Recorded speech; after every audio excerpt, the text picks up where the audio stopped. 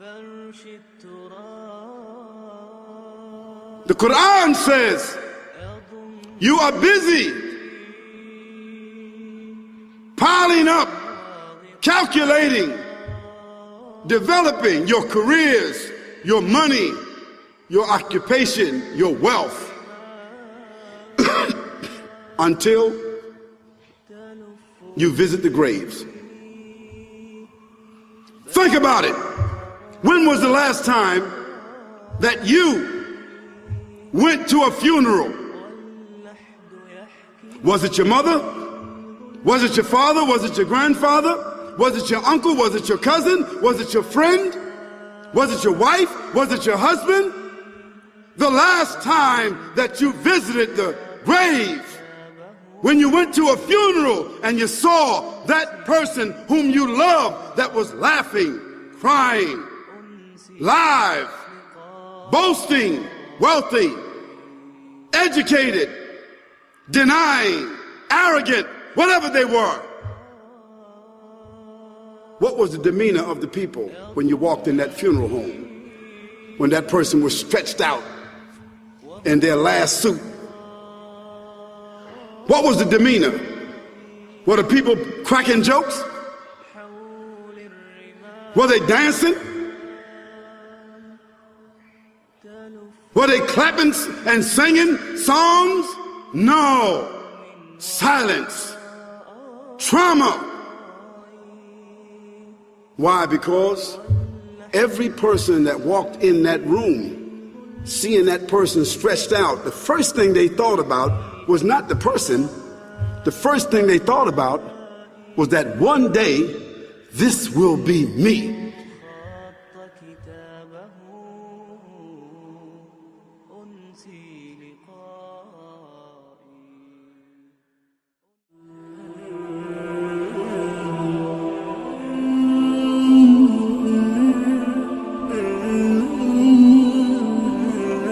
We live in this dunya as if we are always going to remain here. Many of us, we don't think about our moment of death. Many of us, we live as though this is where we are going to remain.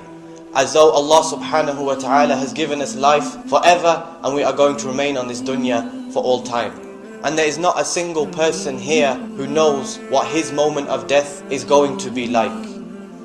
The first thing that happens to this person when he is on his deathbed, his family are sitting all around him. His loved ones are making dua for him. And this may be us.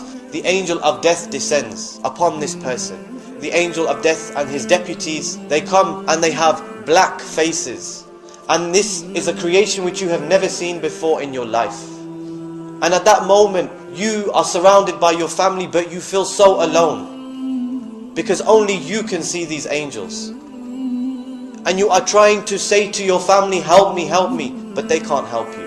And so these angels, they descend, and they come with a foul smell. And they come with a rough sackcloth from hellfire. And you are sitting there and you want to scream, but your voice is not coming out. And the angel of death comes and he sits at your head. And then he says, "O evil soul, come out to the anger of Allah and His punishment." And so your soul, it hides within your body because it doesn't want to come out. So your soul, it hides within your body. And then the angels, they beat that person and they pull his soul.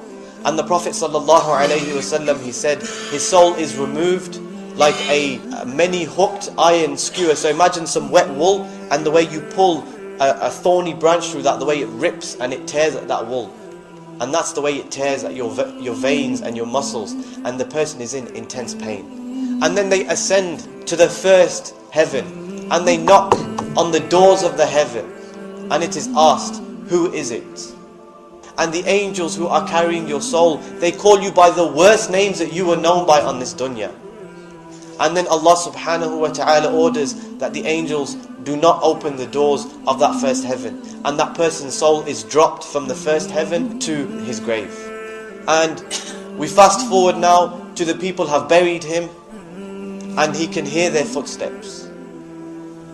You're in your grave and you can hear your family's footsteps as they leave you.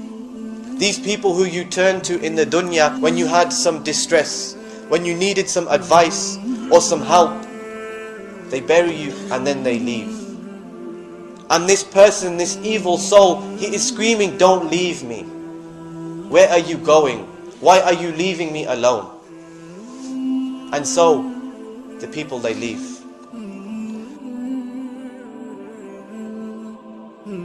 And then, in a sudden, he sees in the distance two angels, two very scary angels approaching him. They are called Munkar and Nakir, and they are black and they are blue. So imagine you've never seen this, and you see them approaching you. But do you have anywhere to run? Do you have anywhere to hide? Do you have anything that you can protect yourself with? So they sit that person up in his grave. And then they ask him 3 questions, but these angels are rough. They're not going to ask you in a polite way. So the first question, who is your Lord? And this person, he didn't learn about Allah subhanahu wa ta'ala. He didn't learn about shirk. He just lived his life. He didn't care. He was too busy chasing the dunya. So he's going to say, oh, I don't know. Then they are going to say, what was your religion? And this person, he was too busy. He came on a Friday and he prayed his Jumu'ah, but after that he didn't pray. He prayed his Eid Salah, but after that he didn't pray. He didn't know his religion. He didn't care about his religion. So he's going to say, I don't know. Then the third, who is this man that was sent to you? He's going to say, I don't know. I heard the people, the masjid where I went to, the people used to say such and such, but I can't remember now. And then a voice calls out. The angels are told to furnish his grave with the furnishings of Jahannam.